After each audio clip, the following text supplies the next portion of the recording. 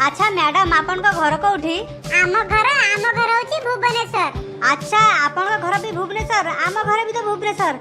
अच्छा मैडम भुवनेश्वर आपन को घर कोठी? आम घर होची लक्ष्मी सागर रे। अच्छा ताले आपन को घर भी लक्ष्मी सागर रे। अरे मैडम आम घर तो लक्ष्मी सागर रे। अच्छा मैडम ये लक्ष्मी सागर कोठी? अरे लक्ष्मी सागर गुटे साई मंदिर नहीं, सेई साई मंदिर आगु गले आम घर पड़िबो। अरे अरे मैडम कोन कहउछन आपन? आम घर तो ठीक सेठी। अच्छा मैडम आपन को प्लॉट नंबर केते? आम प्लॉट नंबर होची 105। आपन कर केते? हेई देखो मो कथा। अरे आमर भी बा 105। इलो हेई देखलो सते ना कोन बा?